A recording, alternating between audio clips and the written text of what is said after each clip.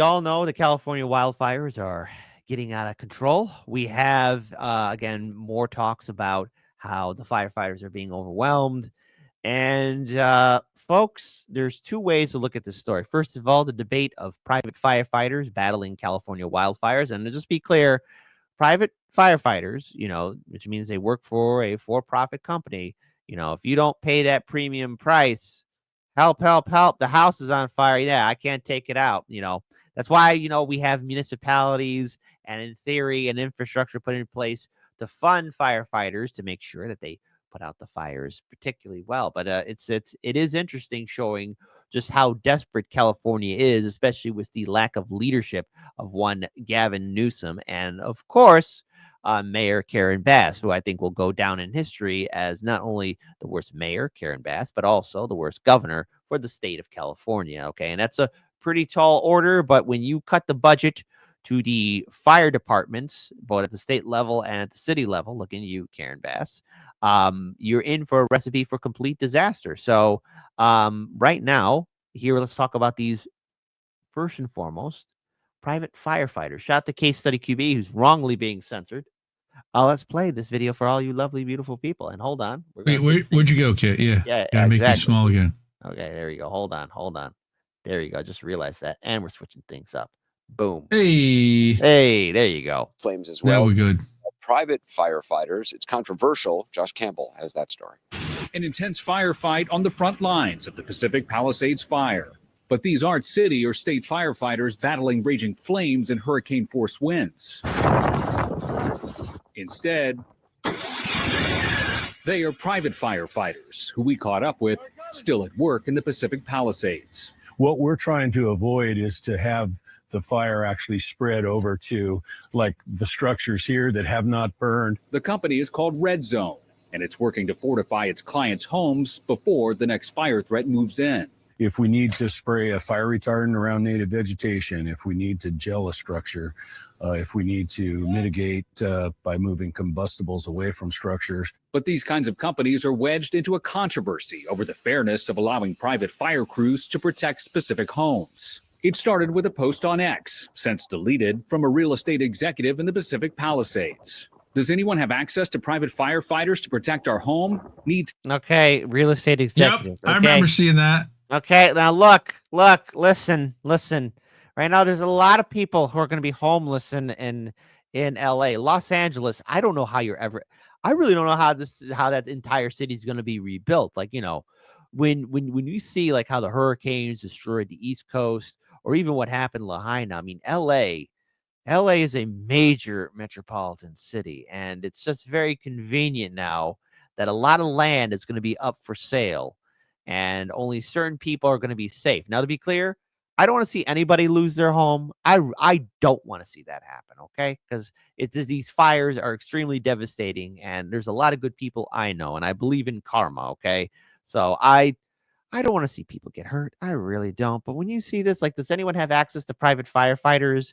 Can we all have firefighters? That'd be very nice. Them to be properly funded with water and other resources to keep out the fire so everybody can be safe. I mean, is that a bridge too far, Indy? It shouldn't be. Shout out to the Libertarian Party. This is what they wanted. This is exactly the utopian future that they are asking for. Is the rest of the world burning and the wealthy able to hire a private firefighting force to keep their stuff safe? Yeah. To act fast here, all neighbors' houses burning will pay any amount. That sparked a strong reaction on social media. One TikTok user commenting, whose home gets saved shouldn't depend on their bank account. Now, despite the controversy, the private firefighters we met don't work for wealthy homeowners. They work for insurance companies who dispatch them out to try to prevent catastrophic loss. Hey, State Farm, you there? So what are your thoughts on this notion that private firefighters are only here helping the rich? Well, that's a misconception. And I'm going to speak for my company. The insurance companies don't charge for this service. It's part of their policy. We've got some folks that are well off. We've got some folks that are in the medium range. We got some folks all along the spectrum there. I understand the criticism that those people are not people. Yes. Pause. Indeed. How you feeling, buddy? Why would an insurance company give money to a private firefighting service when they could just give money to municipalities to better ensure their own firefighting departments for everybody? That's insane. Next. Yeah, well, what? yeah, and Wow. another thing too. Another thing too. Hold on. Let me remove this. Another thing too is that these it seems like something from the game BioShock. I don't know. Have you played BioShock before? No. Okay. Well, it's set like who was the writer for Atlas Shrugged? Oh, Ayn Rand. Ayn Rand. So BioShock, there's a city called Rapture, and it is a full on like, hey, you make yourself, right? It's a city underwater. Things started off okay and then went ham real fast. I don't want to spoil anything about it, but it's and everything was charged. Like you had to pay to use the restroom, you had to pay to do this, and when you create a society that's where everything gets privatized. Do you have any idea how many people are going to be left in the cold, or is it at how many monthly subscription fees? Anyone? Yeah, right. Monthly subscription fees. It's actually happening. Yeah, and well, I mean that's what happened to. I mean, who watches regular TV now? Because when you got Netflix or Amazon or Hulu or Max, it's like, oh, I want to see this show. Oh, do you got the money to watch it? And here you go. There you go. And look, hey, I'm guilty of it because I do watch some Netflix here and there. But there you go. People in a fire and they don't understand the lack of resource. Ross Gerber is not a Red Zone client, but he has no problem defending his neighborhood's decision to hire private crews, which he claims saved their block. And so now, because we're spending our personal money to protect our neighborhood, it gives resources to the public that can be used right now, that is being used right now. Why is there no water in the hydrants, Governor? This viral confrontation with California Governor Gavin Newsom made water resources a key argument in this debate. But the private crews we caught up with, like Capstone Fire and Safety Management, insist they carry their own water, and their use of municipal water is minimal. We carry 400 gallons of water on each of the trucks. So you're not tapping into hydrants? We're not tapping into hydrants. We'll find other sources. If houses have swimming pools, we have a pump and we'll pump right from the swimming pool. In recent years, the state passed regulations aimed at controlling the actions of private fire crews, the fire marshal says. To ensure that these private crews do not get in the way of the actual emergency response. Chief Daniel Berlant says it can be a safety issue. And now private crews must be in communication with official response teams. We've had incidents where we've had to go in and rescue these private entities because they accessed evacuated areas, but they were not necessarily trained or have the same support. The private crews. See, that's a problem too. That's a problem too, because you might have people who say, "Oh, I could be a private firefighter" and all that good stuff, and they may not be prepared properly. Because hey, Indy, a corporation or a business owner who's pretty wealthy would never cut corners, right? Hey, Indy, let me ask you a question. I'm building a submersible, and I'm going to build it out of material that a lot of submarine experts never use. You want to go ahead and see the Titanic? Sure. Oh, you're under a lot of. I put you under a lot of pressure. Wait, we're doing it. We're doing this again. I thought we already saw that movie.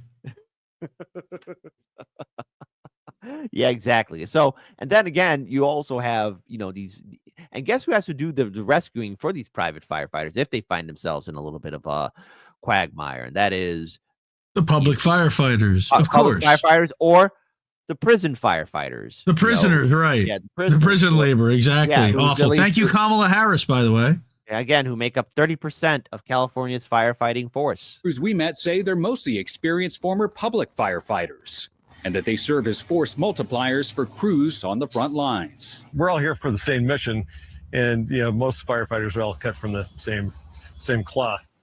And Josh Campbell joins me now. If these private firefighters are in an area where somebody else needs help, I mean, do they help? What's the How does that work? Yeah, if they see a fire, they try to put it out. And what the firefighters told us is not only is that the right thing to do, but they can make a justifiable business calculation there as well. Because if they're assigned to protect one home and the home next to it or up the street is in flames, that could then threaten the home they're assigned to protect. So they said, yeah, they will go and try to douse those flames. And then finally, it's interesting to note that, although there's controversy here, specifically regarding equity, that you do get a sense that they do serve as force multipliers. One of the firefighters told us that on the night all of this kicked off, they were at one home that they were assigned to protect. A local fire engine came by, looked at them and said, hey, you guys got this block? They gave them the thumbs up. Fire truck went on and was able to go to another hotspot. All right, Josh Campbell, thanks very much. I appreciate it. Okay, so what corporate media is doing here is whitewashing private firefighting departments, and they're providing a valuable service so that the rest of the firefighters can focus on other areas, bro. I also want to pull this up here too. I also want to pull this up here too. Two things. First of all, John Michael tipped $10. The reason the insurance companies are paying these firefighter companies is so the city, state are not doing the job, because the city, state was they would not spend the money. So one other thing here too, because I want to bring up the not private, but the prison firefighters as well. And Roger Meadows brought this up on the show. And for everybody that's watching, when I clip this video, please share it. It would be ever so nice. We always upload content on the Hardlands Media YouTube channel, but it failed. This was a citizen ballot initiative. California Proposition 6, remove involuntary servitude as punishment for crime amendment. So everything in red. 2.5 million total registered voters, 60 million voted on the presidential ticket, 4.4 million voted on the ballot measure. And it was defeated in progressive California. California likes prison labor, everybody. Yes vote supports amending the state constitution to prohibit slavery, involuntary servitude as punishment for a crime, and authorize the Department of Corrections and Rehabilitation to award credits to incarcerated persons who... They voted no. They voted no about prohibiting slavery. And the measure designed, the amendment would repeal language prohibiting involuntary servitude except to punish crime and replace it with language prohibiting slavery and involuntary servitude. The amendment would also prohibit the Department of Corrections and Rehabilitation from disciplining any incarcerated person for refusing work assignment, to authorize the department to award credits to incarcerated persons who voluntarily participate in such work assignments. So you had a couple of people bring up everything necessary about this entire bill. And again, this is why you think you might want to be on the same side as the Abolish Slavery National Network. Well, hey, listen, my friend, Indy. I mean, my goodness, here's the opposition. None except my people. So hold on. I want to pull this up. My commentary. Sabrina, I know it's long, but please read. Had other states voted on similar measures in 2022? So here's the thing. So shout out to Sabrina, Sabs, Doobie-Doobie-Doo, and Roger Meadows. In 2022, voters in 5 states, Alabama, Louisiana, Oregon, Tennessee, and Vermont, decided on ballot measures to repeal language from their state constitutions that allow for enslavement or involuntary servitude as punishments for crimes, or in Vermont, for the payment of debts, damages, or fines. All except for Louisiana amendment were approved. In 2020, voters in Nebraska and Utah voted to remove language from their respective constitutions that allowed the use of slavery and involuntary servitude as criminal punishments. In 2018, voters in Colorado approved Amendment A, which removed language from the state constitution saying that slavery and involuntary servitude were permitted as criminal punishments. This should have been a layup. Why was this so close in either direction? So California is not not only bluer than Colorado, Oregon, Vermont, but they let Tennessee, Louisiana, and all these other states out-Quaker them. The politicians... Except Louisiana. Louisiana voted it down, according to that. Right. Yeah, yes. Thank you for the correction. This was completely on voters who actually had a direct hand in this. In this case, yes, you can blame the voters. Black people, get the hell out of California. Do not patronize California. Do not visit. Boycott the entire state. You are better off in Tennessee, Alabama, Louisiana, Nebraska, Vermont, Utah. However, it's just out to all of those. Okay, hold on. However, it's just all those. You go to Nebraska and Utah, which are ballot initiative states as well. Oregon would be the best, though, seeing they already have committed to single payer. So, first of all, again, shout out to Roger Meadows. But go ahead, Indy. I want to give you the final word. I would also blame corporate media brainwashing for the fact that people were not educated as to what was on that ballot. People aren't reading it. People don't know about it. 14 million people voted on it because they checked the line. The language was written incredibly strange, honestly. It was not very clear. Are you voting to abolish slavery, to eliminate slavery and prevent that anybody ever could become a slave in your state? You could have made that the language, and guess what would have happened? Everybody would have voted yes. But they put this wishy-washy, strange, vague language in that a lot of people that don't have extensive vocabularies may not necessarily understand. They're voting, it takes a long time. They waited in line. They got things to do. They didn't necessarily stand and read that entire question on the ballot initiative. They didn't read their sample ballot. They showed up and they have to check yes or no. And it's like, do you want? Well, as it turns out, prison labor has been saving the state a lot of money. So therefore, if you vote no, then what it means is that the state continues to save that money. But if you vote yes, then it might cost the state budget more money to actually have to hire firefighters and anybody else that's not doing that prison labor for $1 a day or whatever, however cheap it is. Yeah. That's what I think was going on. I think they actually brainwashed the public about this initiative. Mm-hmm.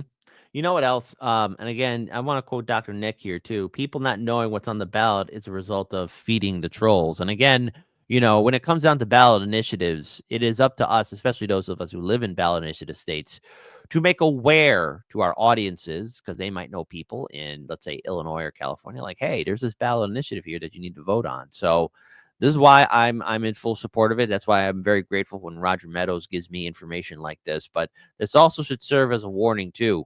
Folks, they're going to be privatizing a lot of stuff. And when it comes down to these fires, something tells me there's going to be trouble down the horizon. So as California burns, what does the future look like?